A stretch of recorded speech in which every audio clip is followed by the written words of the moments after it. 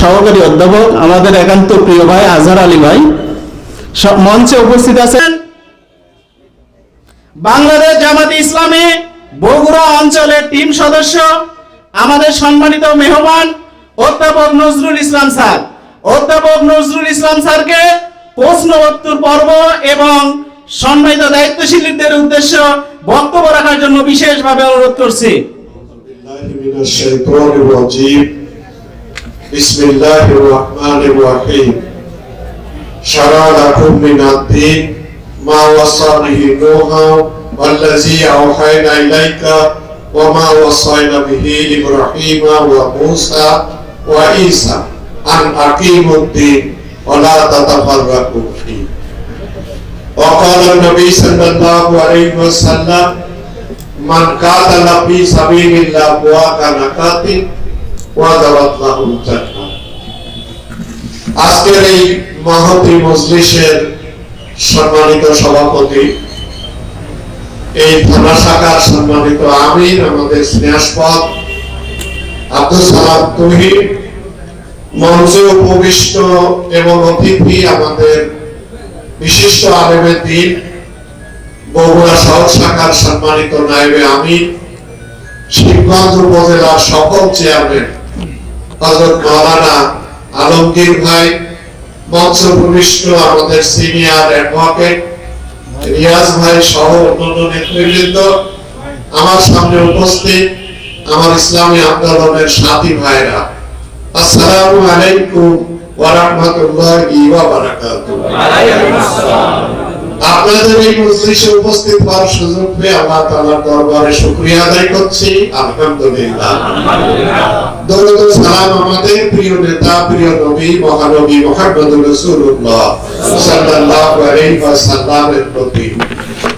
মুক্ত আবহাওয়ায়, মুক্ত মনে আপনারা স্বাধীনভাবে যারা আজকের এই মজলিসে এসেছেন, উদ্বেগ উৎকণ্ঠাহীন ছাড়াই, পুলিশের ভয় ছাড়াই, আমাদেরকে আল্লাহ তাআলা এই যে সুযোগ করে দিলেন, আর আপনারা যারা এখানে ঝাঁপিয়ে পড়লেন, আপনাদের সকলকে মোবারকবাদ। আল্লাহ তাআলা আপনাদের আমাদের সকলকে তার দ্বীনের জন্য কবুল করুন, আমিন। সন্ধ্যার তো বেশি সময় নেই, আমি প্রশ্নের উত্তর এবং সেই সাথে মুক্তাসার কিছু কথা বলি। আমার এক ভাই প্রশ্ন করেছেন, আগামী জাতীয় নির্বাচনে জামাত ইসলামী এককভাবে নির্বাচনে যাবে না কোন জোটের মধ্যে নির্বাচন করবে? এটা বলারটাই এখনো আসেনি। আপনারা কি চান জামাত একাই দাঁড়া, জামাত ইসলামী এটা চান? এই উত্তর পাওয়া গেছে। এখন আমরা একাই পারি আমাদের। আর শোনেন, আমরা তো জোটে গেছিলাম ওই নৌকার হাত থেকে বাঁচার জন্য, ওই তো বানাইছে আমাদের। আবার সুতরাং আমরা এখন আল্লাহর উপর ভরসা করে সামনে একাই লড়বো ইনশাআল্লাহ। আপনারা সেই প্রস্তুতি নেন। অমুসলিম ফোরাম করা যায় কিনা, জামাতের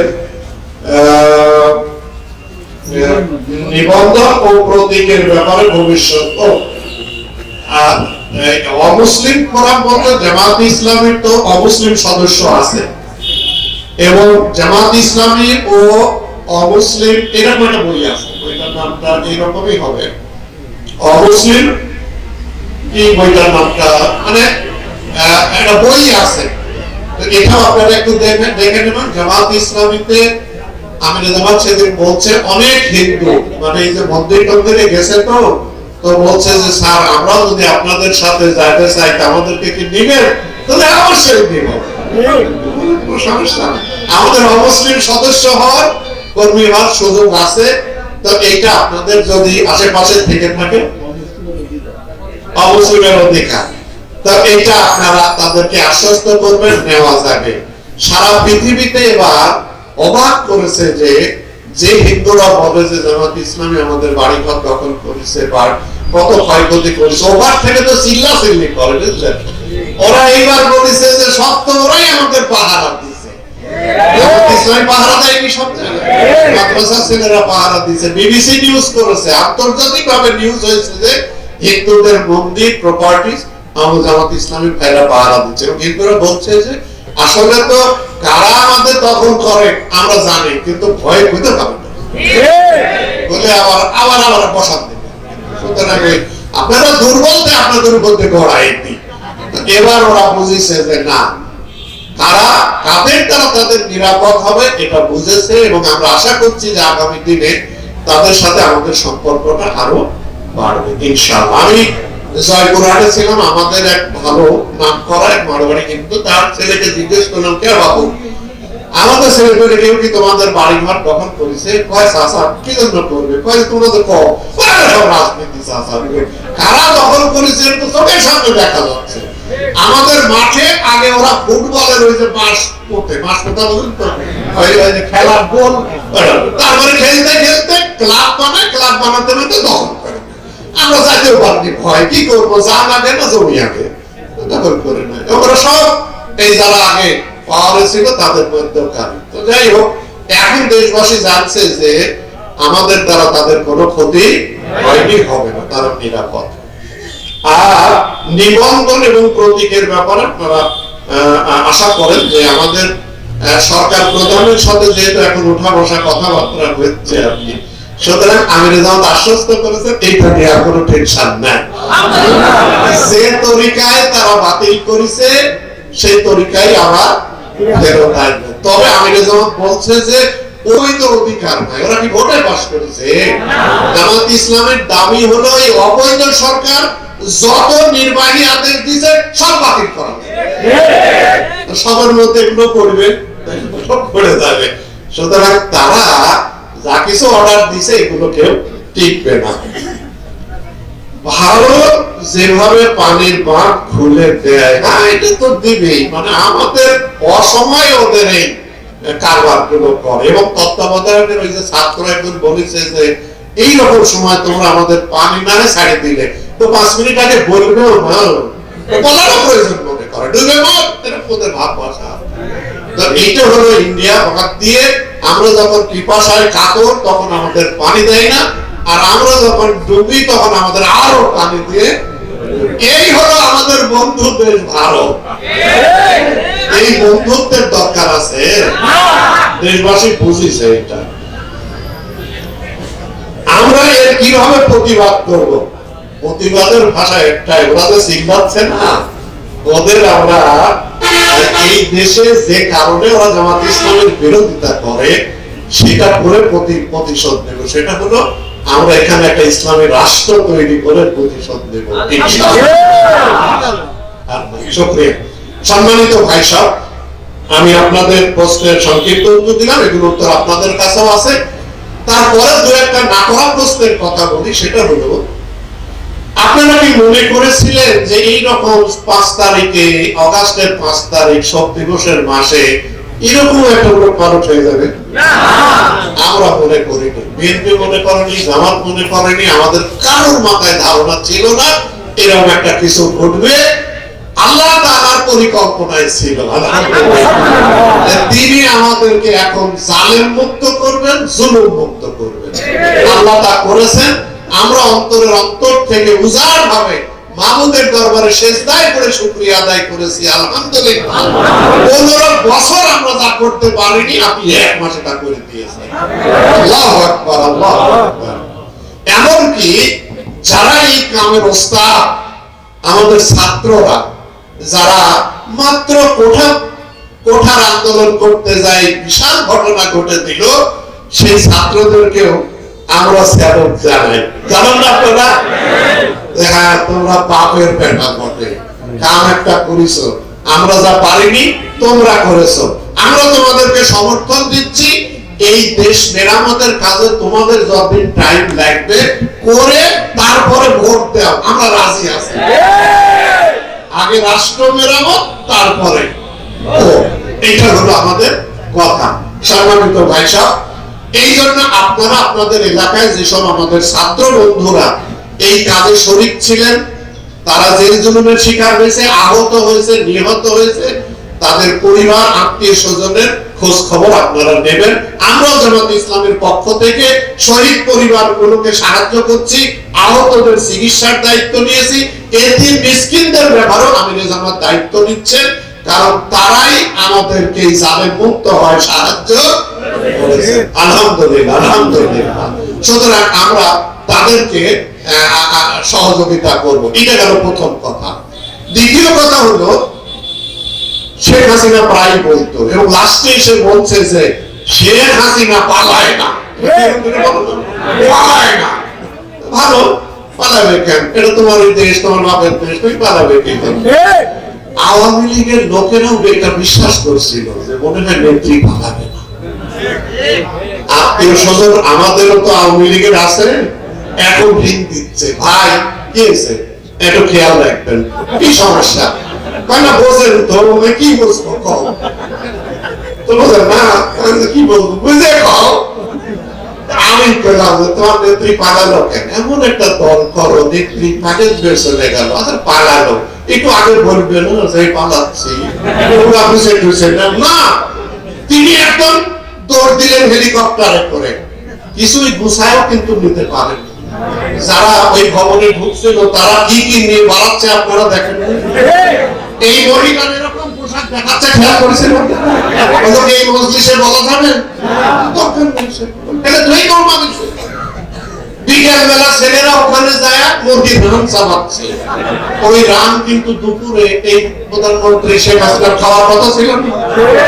আল্লাহ কি ফায়সালা, কতদিন আমরা ভাত ফেলে ধরে দৌড় মারছি, তোমার পুলিশের।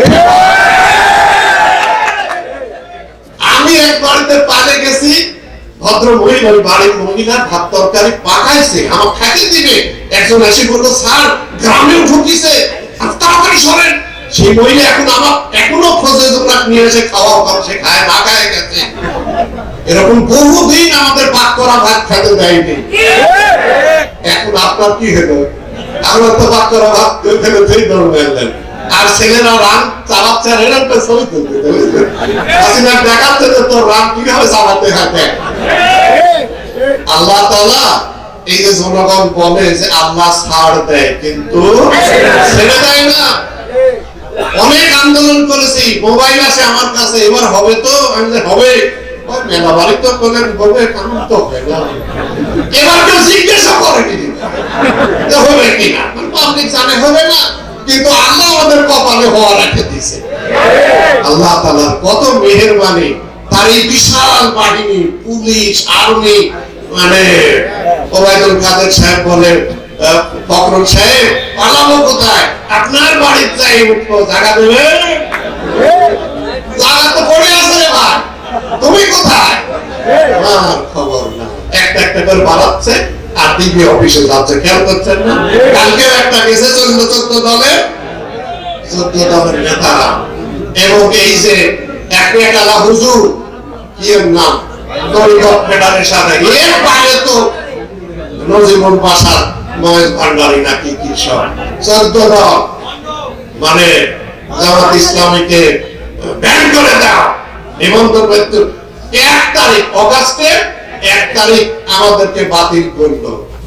আমাদের ভাইদেরকে আমরা দ্রুত খবর দিলাম, 2 তারিখ পর্যন্ত বললাম যে কি পরিস্থিতি হয়, আপনাদের তালিকাগুলো, বইগুলো, রিপোর্ট বই, জামাতের রসিদ টসিদ সরায় ফেলেন।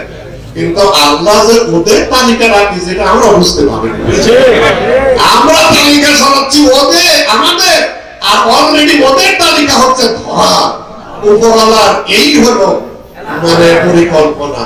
প্রিয় ভাই সব, এমনকি তারা, আপনারা পত্রিকায় দেখেছেন যে জামাত ইসলামী তো নিষিদ্ধ হবে, এখন জামাত ইসলামের মালটাল আছে কি কি, তো তাদের আবার পত্রিকায় তালিকা দিল, ইসলামিক ব্যাংক, ইবনে সুনা, তারপরে সব স্কুল, কলেজ, ইউনিভার্সিটির এক গাদা লিস্ট দিল যে এইগুলো দখল করা, তুমি দখল করবে, তোমার বাড়ি কি আগুন জ্বলতেছে এখন দেখো, জানলা তালা বন্ধ খুলে দিয়েছে, ইট পড়ে আছে।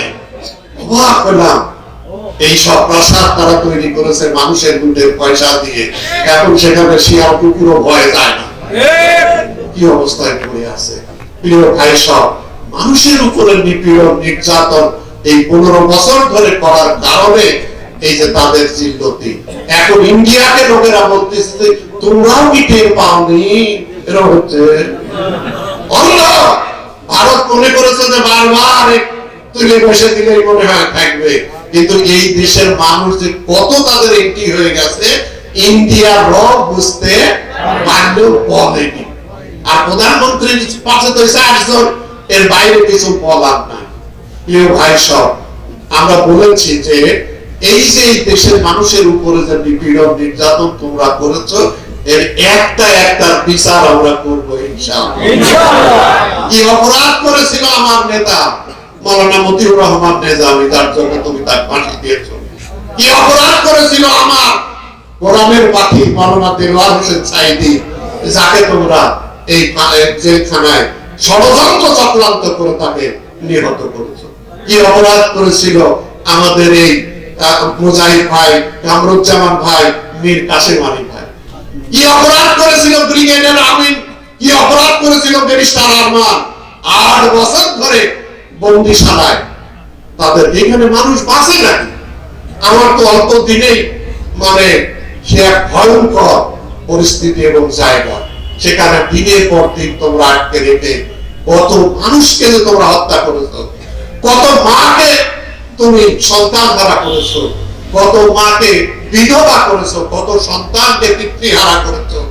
এই পাপের প্রায়শ্চিত্ত কি তোমাকে করতে হবে না? এখন আওয়ামী লীগের নেতারা বলে যে দেশে ফিরে আনতে হবে।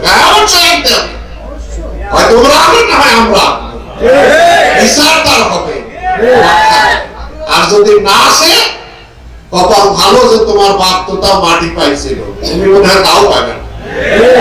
আর ওই দেশে বললে তো ওরা অন্য ভাবে, তাই না? ওই দেশে বললে তো এইরকম কবর টবরের সিস্টেম নাই একদম। তো এটাও কপালে আছে কিনা আমরা জানি। প্রিয় ভাই সব, তো এই জামাত ইসলামের বিরুদ্ধে যে দীর্ঘ চক্রান্ত ষড়যন্ত্র, এটার মূলত কারণ ছিল আমাদের এই দেশে একটা ইসলামী রাষ্ট্র হোক, এটা তারা বরদাস্ত করেনি। এই জন্য ভারতের প্রেসক্রিপশনে আমাদের নেতাদেরকে হত্যা করা হয়েছে। জামাত ইসলামের বিরুদ্ধে এত বিরোধিতা কেন? আমাদের দেশে তবলিগ আছে, পীর সাহেব আছে, অন্যান্য আরো দলের লোক আছে, তাদের বিরুদ্ধে কি আমাদের মতো ষড়যন্ত্র হয়? কেন খালি আমাদের বিরুদ্ধে লাগা হয়? আমি আমাদের মরহুম নেতা, আমাদের রুহানি ওস্তাদ ফকির আব্দুর রহমান সাহেবকে সেই আমাদের জিজ্ঞেস করেছিলাম, খালি ঘুরে ফিরে জামাতের বিরুদ্ধে লাগে কেন? উনি বলেছিলেন জামাতের বিরুদ্ধে লাগে এই কারণে যে বাংলাদেশে একমাত্র সলিড ইসলামী দল হলো জামাত ইসলাম। কারুর সঙ্গে আপোষ করে না, কারুর অন্যায় বরদাস্ত এই জন্য লাগে যায়। আপনারা কি বোঝেন কথাটা? আমরা যদি আপোষ করতাম তাহলে আর আমাদের বিরুদ্ধে এতটা লাগতো না। জামাত ইসলামী যে সলিড এবং সহি, আমি তো রাষ্ট্রবিজ্ঞানের লোক, মানে আলেমওয়ালা মানুষ। জয়পুরহাটে একটা মাদ্রাসা, কামিল মাদ্রাসা, পড়াই কামিল মাদ্রাসা, তার প্রিন্সিপাল ছিলেন মাওলানা হাসমতুল্লাহ সাহেব। আমাকে একদিন ডেকে বলছে, প্রফেসর সাহেব আপনারা যা করছেন, যে আন্দোলন করছেন, এটাই রাইট, এটাই সঠিক, এটাই কোরআন হাদিস কর্তৃক স্বীকৃত, আল্লাহর নবী এই কামই করেছেন। সব শোনার পর আমি বললাম যে হুজুর আপনি করেন না কেন? আপনি বলেন না কেন? আপনি সব লাইসেন্স দিচ্ছেন আমাদের। প্রফেসর সাহেব এই প্রশ্ন আপনি করবেন এটাও আমি জানি, বুঝেছি। শোনেন আমার অবস্থাটা, আমি যে চেয়ারে বসে থাকি, এর এপারে ডিসি সাহেব বসে, এই পারে এসপি সাহেব বসে, এখানে আওয়ামী লীগ বসে, এখানে বিএনপি বসে। আমি যাদেরকে নিয়ে চারদিকে বসে কাম করি, এদের বসার হয়ে যদি আপনাদের সাথে নারায়ণ তকবীর দিই, তাহলে আমার চেয়ার উঠতে দিবে। কথা ঠিক আছে? এখানে বসে তুমি জামাত করো, এই কারণে আমরা পারি না, এটাই বাস্তবতা। তবে মনে রাখবেন, আমাকে বলছে মনে রাখবেন, এই চাকরি চলে যাওয়া গেলে আমি আপনাদের সাথে ঝাঁপায়ে পড়বো। কথাটা আমি এই জন্য বললাম যে এই দেশের বড় বড় আলেমরা ইসলামী আন্দোলনে যুক্ত না থাকলেও তারা স্বীকৃতি দিয়েছে জামাত ইসলামী সলিড ইসলামী আন্দোলন। এই আন্দোলনের মূল কথা হলো এখানে যদি কাউকে জামাতের নেতা জিজ্ঞেস করেন যে বলেন আপনারা আপনাদের আদর্শ কি, তিনি পরিষ্কার বলবেন আমরা মনে করি ইসলাম হলো একটি পরিপূর্ণ জীবন বিধান। আমাদের তাই কথা না? ইসলাম একটি। দ্বিতীয় কথা হলো যে এই ইসলামটাকে যদি রাষ্ট্রীয়ভাবে প্রতিষ্ঠিত করা না যায় তাহলে পুরা মুসলমান হওয়া সম্ভব নয়। আর কারণ এই যে চোরের হাত কাটা, এই যে ব্যভিচারের শাস্তি, এই যে আপনার অনেক আইন কানুন ইসলামের বিধান, এটা রাষ্ট্রীয়ভাবে কায়েম করতে হয়। সুতরাং রাষ্ট্রীয়ভাবে ইসলাম প্রতিষ্ঠা ছাড়া পুরো মুসলমান হওয়া নয়। জামাত ইসলামী এই কারণেই রাষ্ট্রের ইসলাম কায়েম করতে চায়। আর এই জিনিসটাকে আমাদের ওই প্রতিপক্ষ ভাইরা বলে যে এই দেখো হুজুরদের কি গুলো খারাপ, কি খারাপ, কয়েকদের আকীদা খারাপ। আবার তথাকথিত আকাবিররাও বলে জামাতের সবই ভালো কিন্তু আকীদা খারাপ। কে ভাই আকীদার কি গোলমা? কয় জামাত কয় আগে ক্ষমতায় যাও তারপর দিন কায়েম করো। এরা আগে ক্ষমতায় যেতে চায়, পরে যদি দিন কায়েম না করে এইভাবে বলে। কিন্তু এটা রিস্ক আছে, এরা ক্ষমতার লোভী। প্রিয় ভাই সব, আমরা যদি জামাত ইসলামী ক্ষমতার লোভী হই, ইসলাম মানে রাষ্ট্র ক্ষমতায় নিয়ে যাওয়াটা যদি অপরাধ হয়ে থাকে, তাহলে এই ব্যাপারে কোরআন হাদিস থেকে দু একটা উদাহরণ আপনাদের দিচ্ছি। দেখেন, এই আকাবি আর তথাকথিত লোকদের জবাবে আপনারা বলবেন যে রাষ্ট্র ক্ষমতায় যাওয়াটা নাজায়েজ নয়। খোদ আল্লাহ তাআলা তার রাসূলকে বলছেন যে আমি আপনাকে রাষ্ট্রের ক্ষমতা দিব, আপনি আমাকে একটা দরখাস্ত দেন। তিনি একটা দরখাস্ত দিলেন। এটা কোরআন শরীফের সূরা বনী ইসরাঈলের ৮০ নম্বর আয়াত। ফাকুর রাব্বি আদখিলনি মুদখালা সিদকিন ওয়া আখরিজনি মুখরাজা সিদকিন ওয়া জাআলনি মিন লাদুনকা সুলতানান নাসিরা। এটা কোরআন শরীফের একটা দোয়া না? এই যে তিনি সুলতান বাদশাহী চাইলেন, এতে কি তার নবুয়ত চলে গেছে? আল্লাহ অসন্তুষ্ট না। আল্লাহ তাআলা তাকে বললেন যে হ্যাঁ আমি দিব, আপনি মদিনায় যান, একটা রাষ্ট্র ক্ষমতা আপনাকে দেওয়া হবে।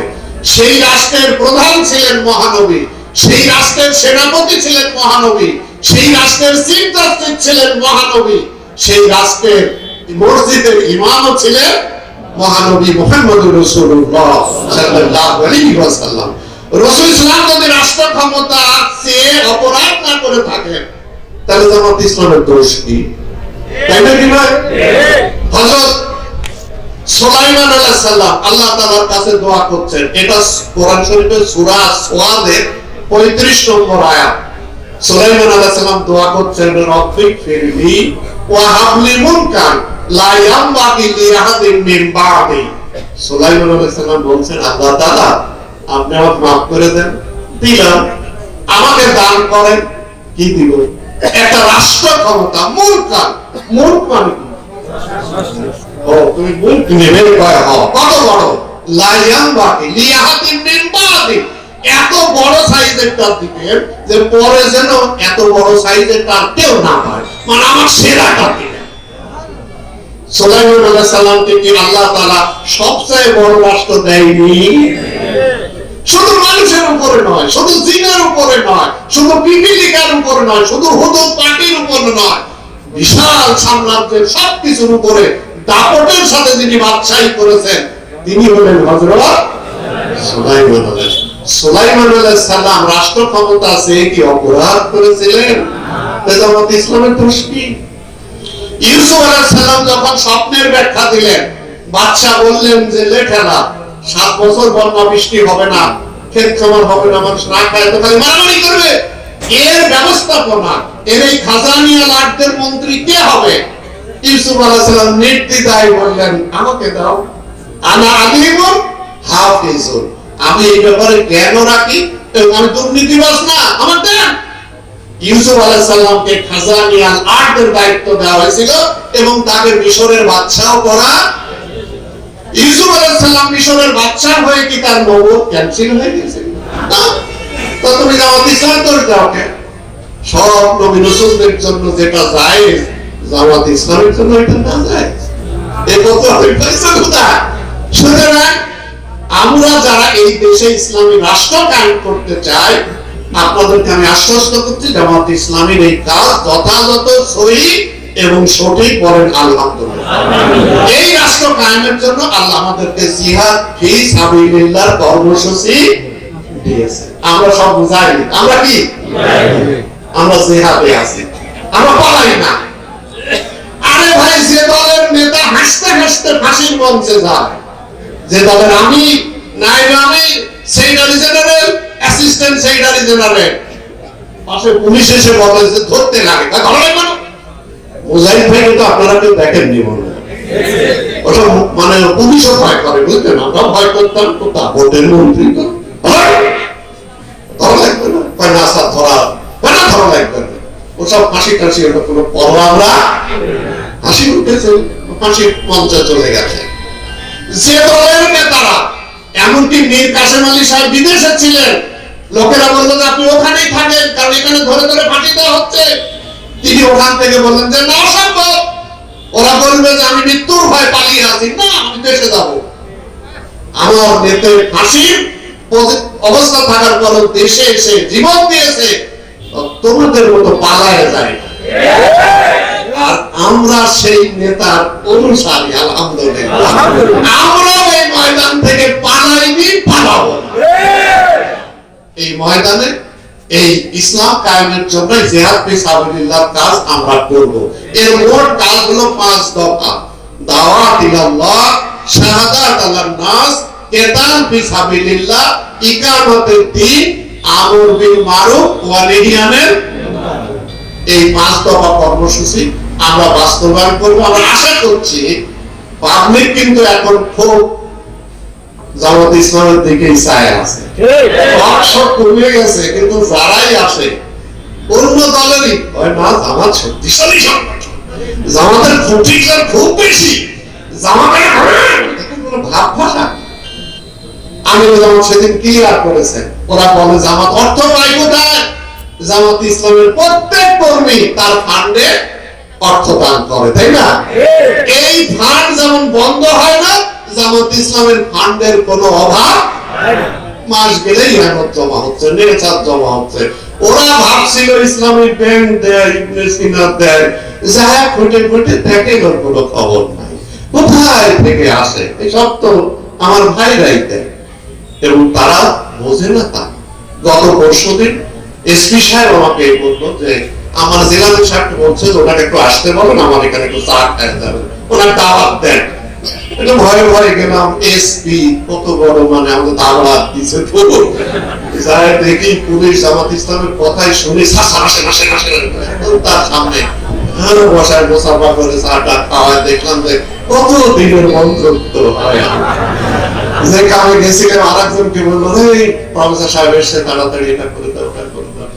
শেষ পর্যন্ত মনে হলো যে 15 বছরের কাহিনী আমি বলে গেলাম।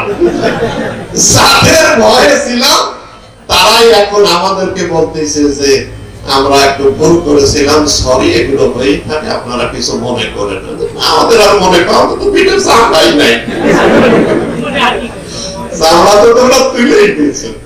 সম্মানিত ভাই সাহেব, রাসূল ইসলাম মক্কাতে আবির্ভূত হয়েছিলেন।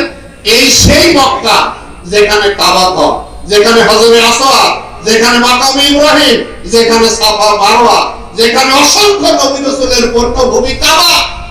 এই আবু জেহেল, আবু লাহাব, আবু সুফিয়ানের গোষ্ঠীরা বলল যে উৎখাত করব, নির্মূল করব, চামড়া তুলে দিব, এবং তা করেও ছিল রাসূল এবং তার সাহাবাদের উপরে, করে নাই? রাসূল বাধ্য হয়ে মক্কা থেকে মদিনা হিজরত করলেন। আবার চাকরি দিল বদরের যুদ্ধ, উহুদের যুদ্ধ, খন্দকের যুদ্ধ, একের পর এক যুদ্ধ। আর এর বিনিময়ে রাসূল এবং সাহাবাদের অনেক ত্যাগ স্বীকার করতে হলো বটে, কিন্তু যারা উৎখাত করতে চেয়েছিল, যারা নির্মূল করতে চেয়েছিল, তারাই পৃথিবীর ইতিহাসে রাস্তা করে নির্মূল এবং নিঃশেষ হয়ে গেছে। এদেশের তাই আমাদের মরহুম আব্বাস আলী খান সাহেব জয়পুরহাট, তিনি বলতেন এমন একটা সময় আসবে যখন আওয়ামী লীগের লোক দেখলে লোকেরা বলতো যে ওইটা আওয়ামী লীগ, তখন লোকেরা ঝাঁপে পড়বে তার ধরার জন্য। পরিস্থিতি এখন তাই না? এখন সব কোর্ট ফেলে দিছে না ভাঁজ করে দিয়েছে, আল্লাহ কালো কোর্ট আর দেখতে পাচ্ছে সব। এই যে অবস্থা, এই পরিবেশ, আল্লাহ তাআলার মেহেরবানি যে তিনি আমাদেরকে এই যে আপনাদের মধ্যে শত শত মামলা মোকদ্দমা জেল জুলুম নিপীড়ন এর একটা ফলাফল আল্লাহ আমাদেরকে দিয়েছেন। তবে এটা আমরা জুলুম মুক্ত হয়েছি, জালেম মুক্ত হয়েছি ঠিকই, কিন্তু আমাদের এখন অনেক ভাই যারা ইসলামী আন্দোলন বোঝে না, যাদের কাছে দাওয়াত পৌঁছায়নি, আমাদের দায়িত্ব হলো তাদের কাছে এই সঠিক দাওয়াতটা পৌঁছে দেওয়া। আর যারা অন্তর্ভুক্ত হয়েছেন আপনারা, তাদেরকে আরো সংগঠিত, আরো ঐক্যবদ্ধ, আরো মজবুত সংগঠন গড়ে তুলতে হবে। নিয়মিত বৈঠক করা, ইয়াদত দেওয়া, প্রশিক্ষণ প্রোগ্রামগুলো করা। সংগঠন মজবুত ছিল বলেই এত নিপীড়ন নির্যাতনের পরও আমরা পাইছি। এই সংগঠন যদি শক্তিশালী না থাকতো তাহলে কি আমরা বাঁচতে পারতাম না? 4 বছর পালায় বেড়াইছি মানুষের বাড়ি বাড়ি, নিজের আত্মীয়ের বাড়িতে আমরা জায়গা পাইনি, কিন্তু আমাদের ইসলামী আন্দোলনের কর্মীরা দিনের পর দিন আমাদের জায়গা দিচ্ছে। এটাই আন্দোলন, এটাই সংগঠন। আপনাদের নেতারা, আমাদের শাহাবুদ্দিন ভাই, আমাদের যত ভাই বোনার ছিলেন, আপনারাও পাশে ছিলেন, ছিলেন না? সুতরাং এই ইসলামী আন্দোলনের এই ভিত্তিভূমিকে আরো মজবুত করতে হবে। সবশেষে একটি কথা আপনাদের বলতে চাই, সূর্য যখন উঠেছে তখন আলো চারিদিকে ছড়াবে, দুপুর হবে ইনশাআল্লাহ, আর যত অন্ধকার সেটা দূরীভূত হবে। রাসূল ইসলাম যে কথা বলেছেন, কোরআনেও যে কথা বলা হয়েছে, জাল হাক্ক ওয়া জাহাকাল বাতিল, সত্য এসেছে, মিথ্যা বিদূরিত হবে ইনশাআল্লাহ। আমাদের বিরুদ্ধে যত বলা হোক না কেন, পাবলিক এখন আর বিশ্বাস করে না।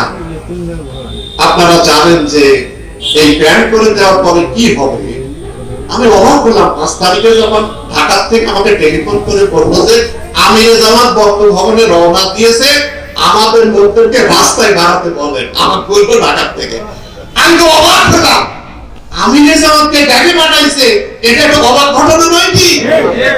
প্রশ্ন করলো যে কোন কোন রাজনৈতিক দলের নেতারা ছিল, জেনারেল সাহেব কি বলেছে?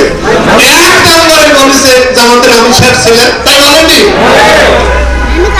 আমরা তো মনে করেছিলাম জামাত একটা নিষিদ্ধ দল, হয়তো কথা বললে পারে তওবা করা লাগবে না, ওনারা তওবা দিবেই তো পারে। পরে তত্ত্বাবধায়ক সরকারের যেদিন শপথ হলো, তার প্রথম কাতারে, প্রথম প্রোটোকলে আমাদের আমিরে জামাত বসেছিলেন, দেখেছেন না খবর? ওই প্রোটোকলটা আমরা করে দিই নাই, রাষ্ট্রই করে দিয়ে বলেছে যে জামাত ইসলামী এখন প্রথম কাতারে আছে। জামাত এখন প্রথম কাতারে আছে। এটা আল্লাহ তাআলার মেহেরবানি। আপনারা যারা মাঠ ময়দানে কাজ করছেন, আপনাদের অবদান, আমরা আল্লাহ তাআলার কাছে দোয়া করি, আল্লাহ তাআলা এই অসংখ্য রক্তের বিনিময়ে যে ইসলামী আন্দোলন গড়ে উঠেছে, এই জমিনে আপনি ইসলামকে বিজয় দান করুন, কালেমার পতাকা ওড়ানোর তৌফিক দান করুন। আল্লাহ তাআলা আমাদের সকলের প্রতি রহম করুন। আপনারা যারা আজকে এসেছেন, আপনাদের সকলের জন্য দোয়া রইল। আমি আমার জন্য আপনাদের কাছে দোয়া রেখে আমার কথা এখানে শেষ করছি। আসসালামু আলাইকুম ওয়া রাহমাতুল্লাহি ওয়া বারাকাতুহু। ধন্যবাদ এবং মোবারকবাদ জানাচ্ছি আমাদের সম্মানিত মেহমানকে। সম্মানিত উপস্থিতি।